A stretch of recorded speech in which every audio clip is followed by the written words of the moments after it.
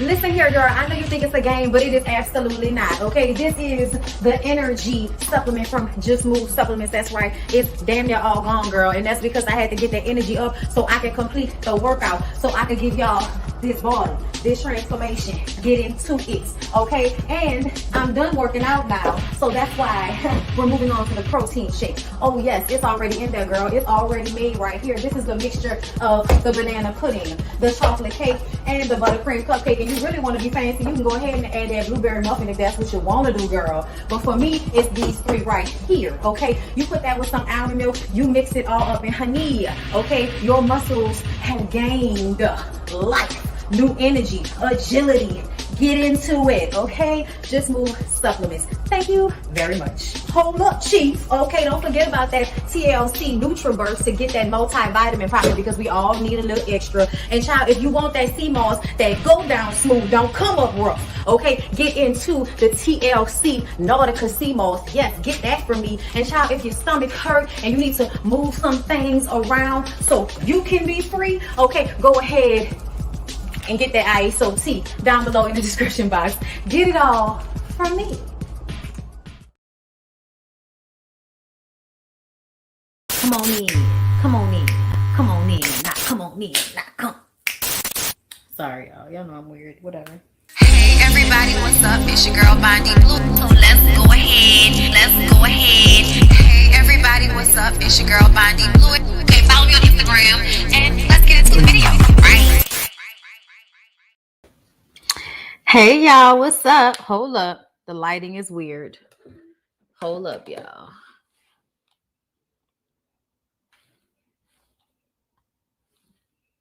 I think that's better. Okay.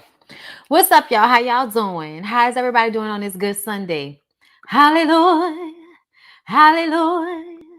Come on into the room. Thank you, Shasmin H, for becoming a member. It is greatly appreciated.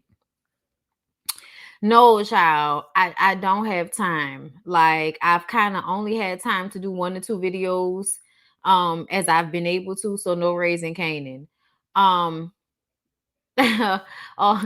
your lunch order got messed up just now with the live notification. Brighten up your day. Hey, I'm happy to be that for you. I am happy to be that for you. Once I get settled at some point, we're going back home tomorrow. So if and when I am a little bit more settled, then I'll go ahead and give y'all, like a run through of the major things that happened on the episodes that I missed. Okay. But for right now, I just focus on the videos that most of y'all like to see. And these are those. Okay. I've done Love and Hip Hop, Ratchet Reality. I've done Real Housewives of Potomac. I've done some BondyBlue shows talking about things that have been going on, which I'm probably going to do another one of at some point, maybe tomorrow. I don't know. Because I'm driving back with my mom, so we'll see how that works out. But either way, you guys, what am I starting with? So if y'all didn't know, I already did a video about Darion and his interview with Little Black Book, and just how he told on himself in so many ways, and just how, even though everybody has come to the conclusion that Darion is not as dumb as we thought he was, he still doesn't make any sense. You know what I'm saying? Like, he's smart in the way of knowing how to manipulate people, how to use situations to his benefit, absolutely. But what he cannot deal with is people not going along with the bullshit, people not being attracted to, swindled, manipulated by him and who he shows up to be. All right, now hold up, because I need a glasses wipe. Get it out the pocket of my robe.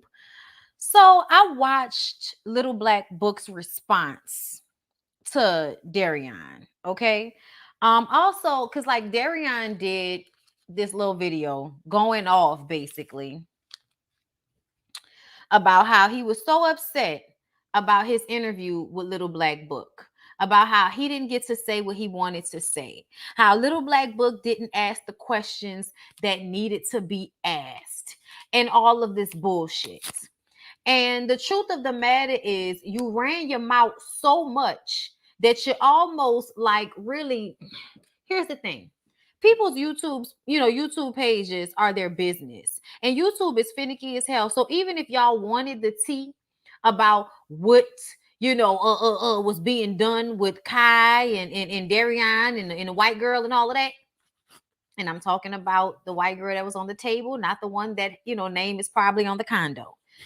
Even though y'all might have wanted to hear about that, he has to be careful not to implement himself or his YouTube channel in any foolishness that Darian might have going on. Darian was like, y'all won't hear about the cocaine. And I was just like, nigga, why are you in a rush, in a hurry to talk about that on social media as if that shit is legal or something? Like, what's wrong with you? Like, the funny part is that, as upset as he was, Little Black Book just used that opportunity to further analyze you, to further read you down about your issues and your problems, and how, because you could not use your charisma, as you put it, to mind fuck Kojo and his viewership, because you could not do that.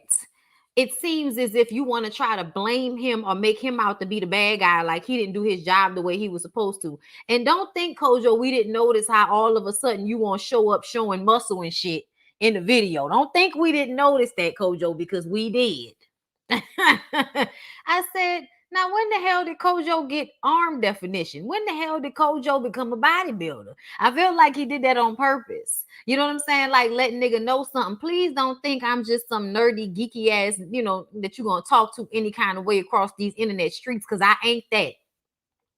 I'm evolved, but I'll whoop your ass. That's what the visual of it gave me. You know what I'm saying? Yeah, street smarts, but no real sense, right? Because here's the thing: the street smarts part is you knowing how to game people, you knowing how to lie, you knowing how to manipulate, you making everybody believe that you were just this dog ass dude in this relationship with this woman, all to come and find out that she is even more insecure than we thought, even lesser than we thought, because she would perpetrate this type of bullshit, okay, for clout, for his attention, for any reason, and then turn around and have him play her, and she actually gets her emotions wrapped up in it. And that's the problem for me. Lex let her emotions get involved. Lex got mad when Darian fucked Kai because her emotions were actually involved. They may not have been in a relationship consistently the way they tried to make it seem for 14 years, but she has known and wanted that man for 14 years. He may be a headache, he may be a problem, but for him to make a big deal out of you dancing with Jock, to make a big deal out of you also being friends with his partner from Field Mob, for him to do all the things that he did to try to showcase that you were some disloyal bird that was just trying to fuck or get on, like, that's how he made Lex seem, okay? For her to turn around and still come in to try to help him get on the show, to try to help him perpetrate a lie so that they can both get on, girl. I mean, I hate to say you're lesser than we thought, but that's the implication, you know what I'm saying, behind what you've decided to do and what you've decided to be a part of. And that's just sad to me. As a Black woman, it is so sad for me to see you come on here and play yourself in this way.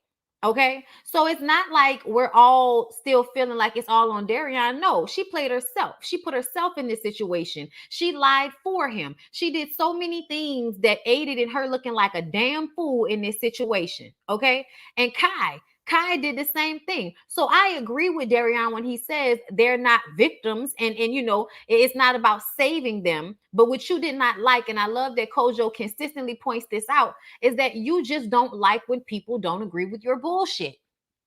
You don't like when people don't go along with the lie that you want to tell. You don't like when people call you on it, hold you to the fire, or are honest with you, because you're the type of person that is used to arguing your way out of shit, meaning that you will tire a person out with your verbal and mental gymnastics to the point where they'll just give up. fuck it. You right, whatever. I don't even want to argue anymore. Fuck it. Okay. You mentally beat people into submission. And that's what Kai was talking about when she said y'all would be in there arguing. I believe y'all actually were in there arguing. But I think that it was about how the story was supposed to continue to go. And him actually fucking around with Kai, which hurt Lex's feelings. Okay. And Lex deciding that she didn't want to play the we gonna get back together after the show shit. And she wanted to be single Lex and try to get this show for the love of Lex. And I already told y'all, don't nobody want to see her. I already told y'all, ma'am, listen, the girls might like you and everything, but don't nobody want to see that. Thank you, though. We appreciate you, but no thank you. It's all right. I don't even think Zeus Network wants it, okay? However, because Darian is such a character, he might be able to pull something for himself, okay? Because people probably want to see the train wreck that is Darian, the Grecian girl, the Greek girl that he fucking around with, his bottom bitch that's out here with the receipts and all of that. Kojo said you ain't never gave that girl the information for her to come through with the receipts, because it's probably more to the story that you don't want to be known, that you don't want to be told. And I am wondering what the hell Lex is. But I love Kojo's response to him, which is like, sir, that bullshit is not going to work on me. That was a nice try, though. Sitting up there talking about they're not going to come across the pond to fuck you and all of this type of shit. As if the only reason a man would be being honest and saying that another man is wrong is because he wants to fuck on the woman that's in between the situation. Like, that's just bullshit. Just so much bullshit going on there. Okay? But yeah, Lex, where you at? Why you quiet? Why you ain't got nothing to say? Why you ain't commenting?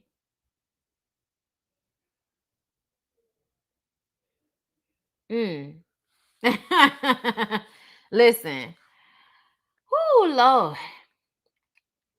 It's a mess as far as I'm concerned. But I definitely enjoyed Kojo reading him down once again for his response to the interview that they did and saying, hey, I asked you the questions. I was saving you by not letting you talk about your illegalities on my YouTube page. And at the end of the day, you are a fucked up individual with abandonment issues. You need therapy.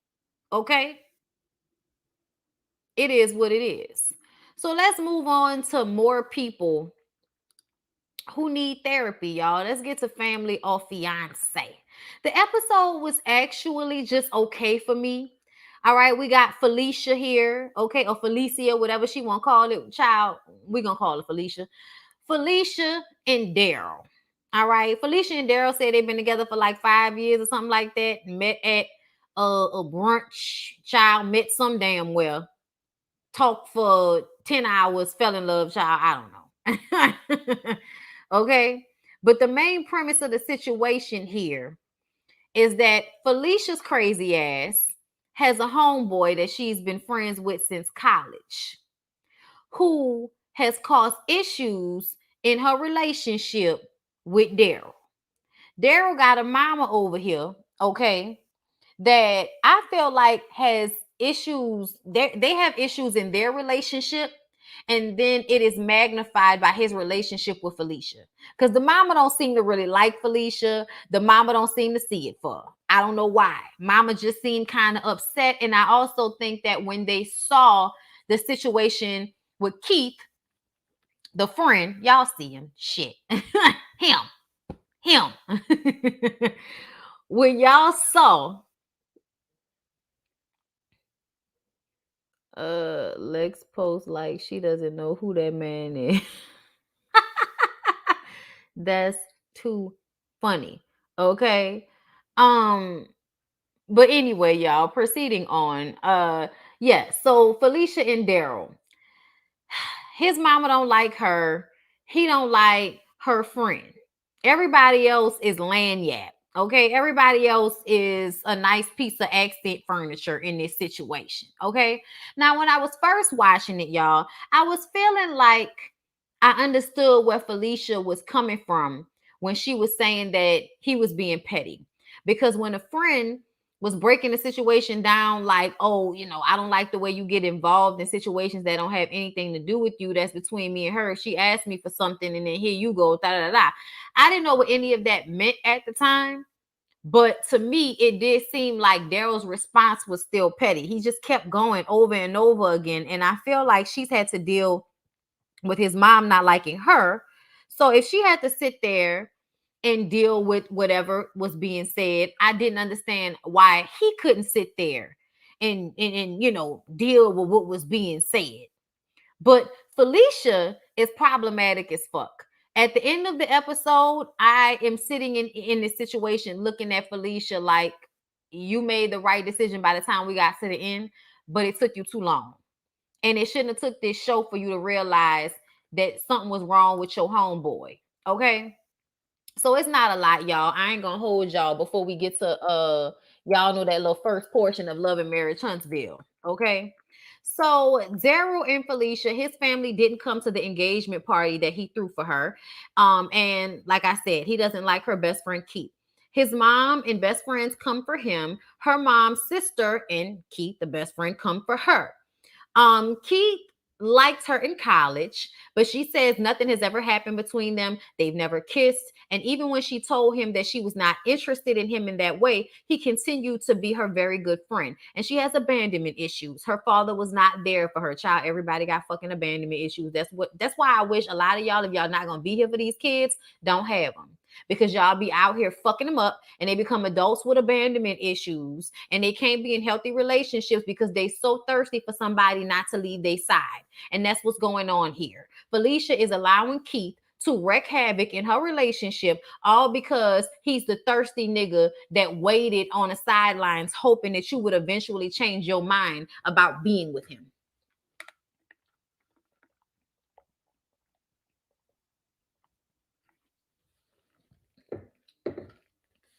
I'm just saying.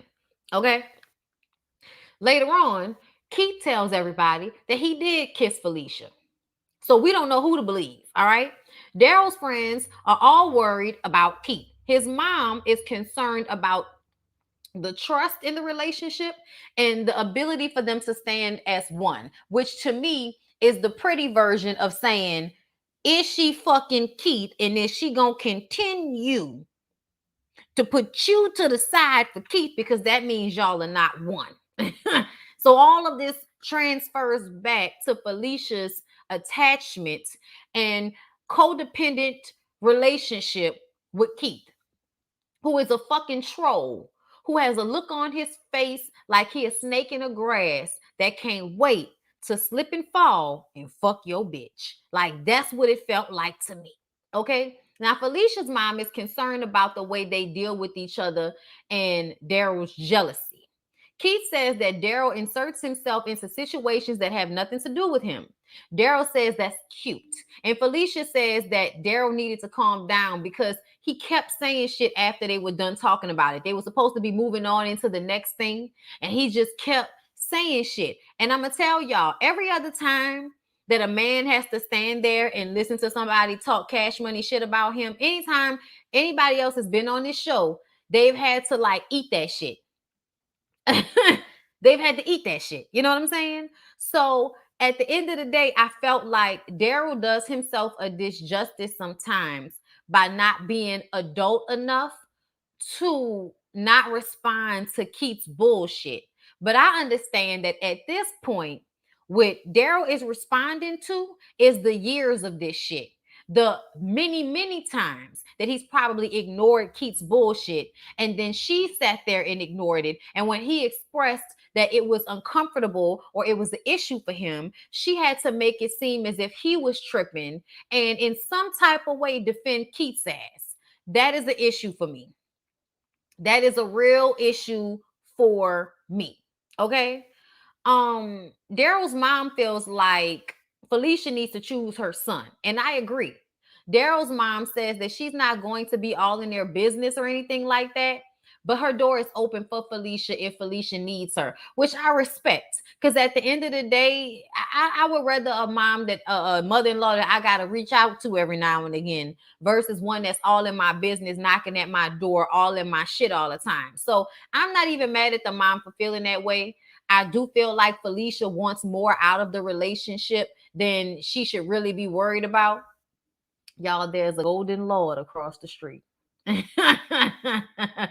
Y'all, I wish I could turn my camera around so y'all can see this black man with no shirt on, with blonde hair, like, or mine a little bit lighter than his, but with his blonde hair and his earring dangling, giving me Don Cheadle in the 90s Golden Lord vibes. I'm sorry, y'all. Me and Nosy looking at the neighbors. I'm sorry, y'all. That's just so real. You know what I'm saying? Like, Mm. Anyway, so back to business. So at dinner, it's put out on the table that Keith said he kissed Felicia. Daryl is under the illusion that this did not happen. Okay, I don't know whether it happened or not, y'all, because Felicia said that it didn't, and then when they were all sitting at dinner and it was brought out, Keith admits that it really didn't happen, and I was just kind of like, did y'all kiss or not? Because I feel like this is the type of situation where she could be lying, or he could have been saying that shit just to piss Daryl off, but it still could have been true. It did happen. See, that's what I'm saying. Okay, I'm not the only one that feel like just because she said it didn't happen, it doesn't mean that it didn't happen. To me, even if they did kiss, so the fuck what? It was 12 years ago. She probably found out through kissing him that she didn't want him. Okay, and that they were better off being friends. So I feel like it doesn't even really matter if the kiss happened or not at this point. But I still feel like Keith is problematic in a whole bunch of other ways that have nothing to do with that kiss. Okay, it definitely happened because at dinner, old girl said the kiss wasn't like that. And that's what I think it means. I think it means they kissed and she was like, no, no, thank you. We can just be friends, homeboy. We can't be together though. It's not like that. Okay. And it happens. Okay. It definitely happens. And I don't like how the attitude in this society is that women can't be friends with men can't be friends with women because, oh, they're going to end up fucking. Not all the time. Sometimes, not all the time. And I do feel like if you are with someone and you love them and you trust them, then they should be able to have relationships with boundaries that are, across the sex lines at the end of the day. You know what I'm saying? It should not be that serious if you trust your partner. But those relationships should not impede on boundaries put in place to protect you and your partner and y'all feelings and feeling safe in y'all relationship. And Tracy definitely brought up how neither one of them felt safe in the relationship. Okay. But Keith definitely has an agenda. I think I would have wanted to know what relationships were like in these 12 years with Keith as a friend. Has he come in between you and other boyfriends? Has he created this same issue in previous relationships? Because Felicia, honey, if you're not going to be with him, when are you going to stop choosing him over the men you decide to actually be in relationships with? Because it doesn't make sense. And I understand the abandonment issues, but this was real. Like, to me, I can tell that she wasn't like fucking him, because women don't do shit like this. Like, women don't keep men around in this capacity that they're fucking if they're going to be in a relationship with a man that they really want to be. Like, it's not going to happen like this. He absolutely has been friend zoned. Okay. But her codependency on him is still unhealthy, and it's still not what needs to happen in a relationship when you're trying to get married to another man. No man worth his nuts is going to allow for a man to be sitting up there looking at him from across the room like, yeah, she gonna always pick me over you. Yeah, that's right, my mouth been on her before. Yeah, no man worth his nuts is going to sit across from another man that has that fucking look on his face and be cool with it. So I just felt like this shit needs to, Keith is not your friend, bitch. Especially once it's put out there that you were okay with making her collateral damage just so you could throw a jab at Daryl. My nigga, you are okay with making her look away, making her look bad, making her feel bad, making her relationship have issues. You are okay with hurting your friend just so you can throw a jab at the man she's chosen to be with. That is not your friend, Felicia. That man wanted you and used the fact that you are codependent and have abandonment issues in order to be in a relationship with you in the capacity that he was able to be in it with you. And that was just as your friend. Girl, let it go. Let it go. Her insisting that both of them need to grow up, you need to grow up too. I need for you to understand that. And I'm so happy that Tracy helped Felicia see that it's not about him trusting her. It's about him feeling safe in this relationship. And that nigga Keith makes him feel unsafe in this relationship. Keith may be your security blanket, but you need to let that go because that's causing issues in your relationship. Okay? So ultimately, at the end of it, everybody gives their blessing, even Keith. And I was like, why are we even asking him for his blessing once we've already determined that he's not going to be at the wedding, that the relationship with Keith can no longer persist in order for the relationship between Felicia and Daryl to be healthy? So I just kind of was like, I don't even know why we're asking him his opinion. Everybody said, okay. Keith apologized. And then they said that, you know, they excommunicated Keith. He is not invited to the wedding. And the relationship with Daryl's mother is still strained. I almost feel like we were so busy worrying about this bullshit with Keith. We didn't even really get to tap in to whatever was going on between Daryl and his mom with the backstory. Why is there a strain on the relationship? You know what I'm saying? I'm telling y'all, if dude come back out, I'm not gonna do that because that's an invasion of people's privacy. He in front of his house. I'm not about to, show 300 of y'all might know this nigga. Okay, 1 out the 300 might know this nigga. I can't do that. Keith should have left 48 hours before decision day. Child, at least before decision day. Okay, but anyway, y'all, that's all I have to say about Family or Fiance. It was a good enough episode. Okay. Before we move on into the first portion of Love and Marriage Huntsville, let's go ahead and like the video, shall we?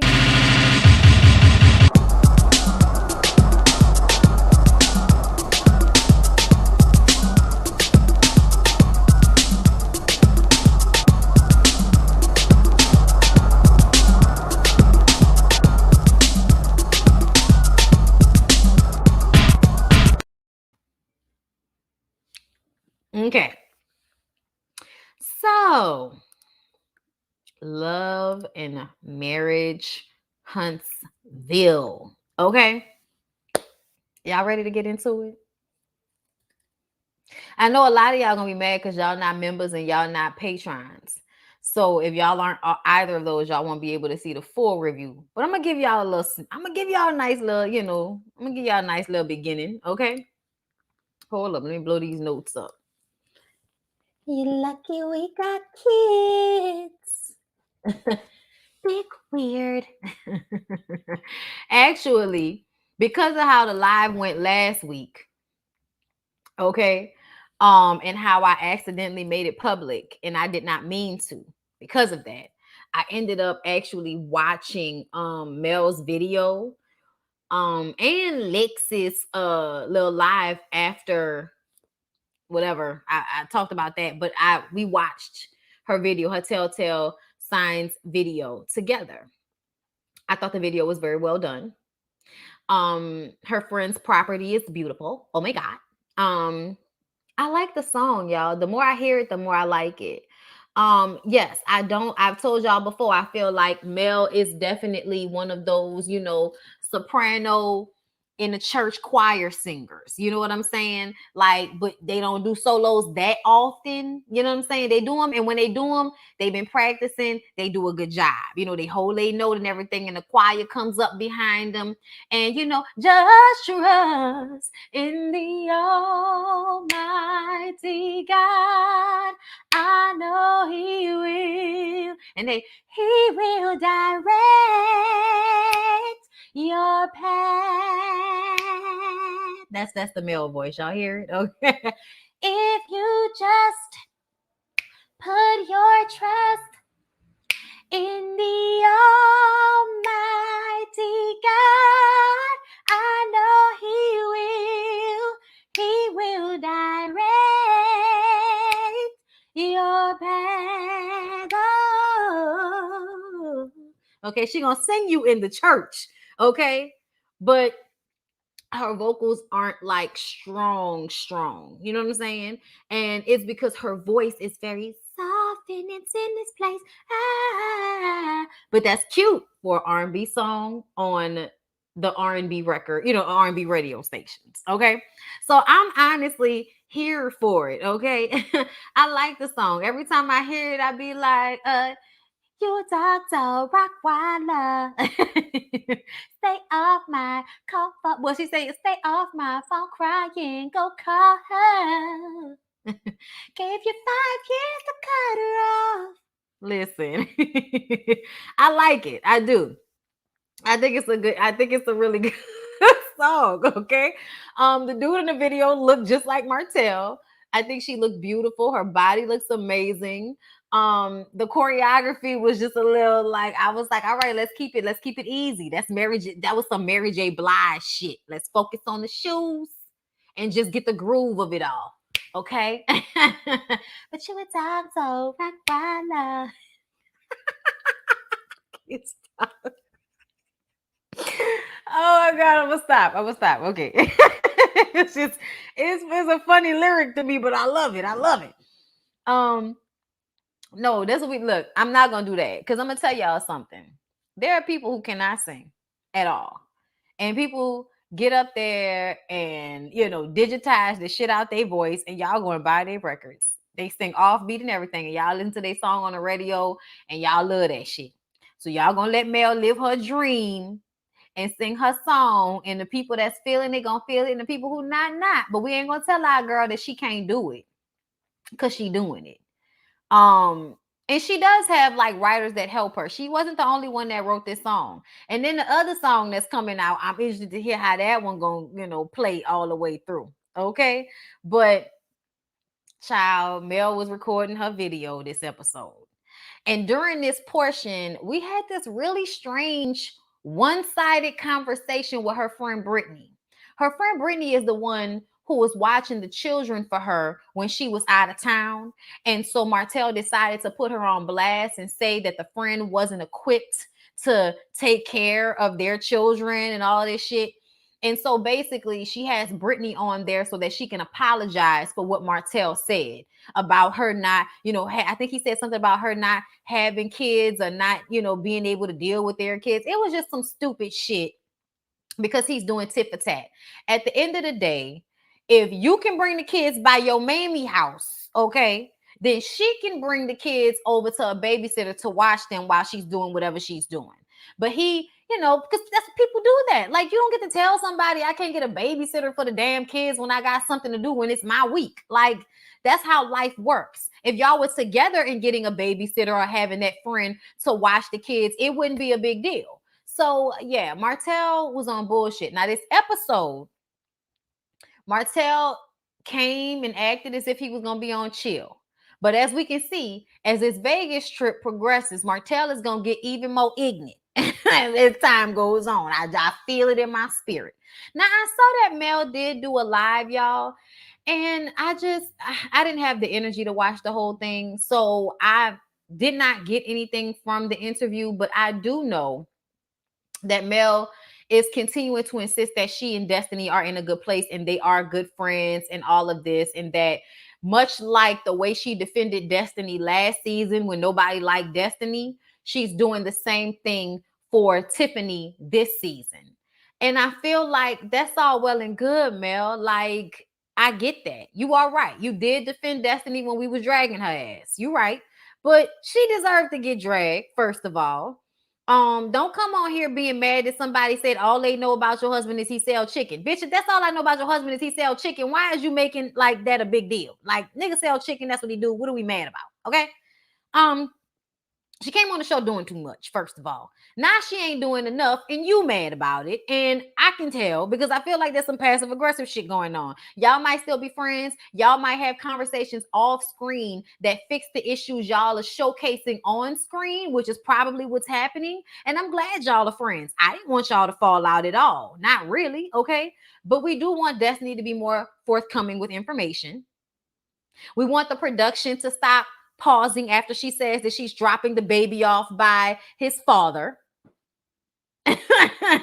Like, there are things happening that makes us all feel like Mel is in some way doing the executive producer thing. And that's what we're pointing out, okay? Is that you're executive producing and it's a little annoying. Back away.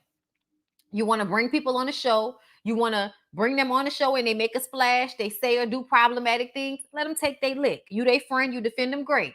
But when that shit happened between Destiny and Tiffany, you really did call Destiny aggressive, act like she was fucking tripping, even though Tiffany had been disrespectful to not only her, but also to Kimmy and Maurice with the situation with their son. Even if we can agree that the main issue is Maurice doesn't know how to communicate with his wife, that was still fucked up that your friend decided to show up to a party that the main people didn't invite her to and do all of that. And you didn't once say, Tiffany, you know, I love you, girl. You my friend. All right. And I want y'all to give her a chance because y'all know this is hard when you first coming on the show. Okay. But Tiffany, honey, maybe that wasn't the way. Maybe you could have took her to the side. It would have, had a better, but she didn't really check her at all. She didn't check her at all. And she kept her foot on Destiny's neck that Destiny was being aggressive. When everybody watching can obviously see that Tiffany's fucking messy. What are we talking about here? You know what I'm saying? So it was just very frustrating to see that, Mel. But at the end of the day,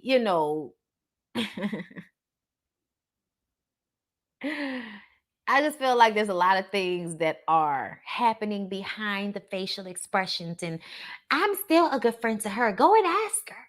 You know what I'm saying? Like, there's something behind that to me. There's something that we're all keeping a secret to protect Destiny, or we're doing a solid by being on a reality show and not pressing you or not having a blog leak the information. We're being good friends and allowing it to happen organically. Okay, that's what it feels like to me. Okay, and that's just how I feel about it. All right, now. This situation right here, Marceau, Tisha, Jalen. Thank you so much, Miss Chocolate Diva, for the super chat. Thanks for the content through it all. Buzz ish. Y'all know I be trying. I appreciate you. So I'm gonna read a little bit and then I'm gonna stop and then I'm gonna move on for my Patreons and my members only. So Tisha goes to Black. And Jalen and her talk about how, she really wants to make sure that he is sending out the emails to let her know what's going on with the business, which I was particularly annoyed with, because if the man has to come to work and fucking cook when he's just supposed to be the general manager, don't ask me about no emails. Bring your ass in here and see how things are going. Y'all, if there's one thing I can't stand is lazy owners and managers. People who should not be in certain positions, but because they have ass kissed, or in this situation, because you have decided to open up a business that you don't have any real expertise in, and you don't want to actually hire somebody that does have expertise, and you want to choose the cheap route. Okay, Alexa, turn the light on. Because you want to go the cheap route. You got this boy out here working himself to damn death. And let me say this, y'all. When I used to work at the news station, that's what they did to us. It was a lot of, we're not going to give you nearly as much as what you need to get this job done. But if you get it done, that's going to validate us feeling like you don't need help because you got it done. And then if you mess up, We're going to blame you and not taking the accountability that you said you needed help and we just didn't provide it. So when Jalen was having this conversation, I was triggered and I was extremely annoyed with both Tisha and Marceau for not doing the very simple thing in getting Jalen a general manager that knows what the fuck they're doing so he can teach Jalen how to handle things, what to do in these situations. But you also can't make somebody a general manager and not allow them to hire people. Because usually general managers hire people. And it seems to me that y'all don't even allow for Jalen to be able to hire the people he needs so that he can do the business side of things. If he has to cook, if he has to be a waiter, if he has to wash dishes, if he has to do shit that other people in this business are supposed to be doing on top of the job he's already doing, then yeah, bitch, your emails can wait because the immediate thing is the business. And no, after I'm done doing three people's jobs, I'm not going to always send you an email to let you know exactly what happened. Because if you wanted to know, you know what you could have done? You could have brought yourself to your fucking business and checked in on your business yourself. You're not a conglomerate. You're not fucking Mickey D's, bitch. You're not Burger King. You're not the owner coming to check on a franchise. You're the owner of one business who you have hired a boy straight out of college to run. Tisha, what else are you doing that you can't be the person that comes in to check in with him and then send out emails to everybody once you've had a conversation? Would it really be too much for you to come? Oh, y'all, there he go again. There go the Golden Lord again. I gotta show y'all. Let me see. Can y'all see? Can y'all see him? I don't know if y'all can see him. Can y'all see him? I don't know if y'all can see him, y'all, but he is definitely a Golden Lord. Oh my God, I'm sorry. Y'all look like they doing push-ups in that bitch. Anyway, but yeah, y'all, Tisha worked on my nerves about them damn emails. Jalen asked her, "Thank you, Wendy Logan. Thank you so much for becoming a member. I guess a weekly report doesn't exist to Tisha. Child, she worked on my nerve. You saw him? Okay. Media man. He in great shape though. His body was beautiful. I feel like they tried to reverse psychology him. They did. But he's sharp and he's not stupid because Kimmy is his mom. Okay? All right? Tisha and Marcel are so unfair to Jalen. I love how well he communicated. By focusing on the email, she covered up the fact that the whole staff quit. They're either not paying enough or not giving enough help. And that's what we're going to get into when we move over to my Patreons and my members. We're going to get into how everybody quit and Marcel's portion of this conversation. So I love you guys. I hope that y'all enjoyed what I did give to y'all today. I might try to do a BondyBlue show later. I don't know. We'll just see how my day progresses because me and my mom are gonna go try to find something to eat after this. So I love you guys so much. I appreciate y'all. And I'm gonna see y'all in the next one. All right. So it's about to be part 2 of it for the members in the Patreon. See y'all over there.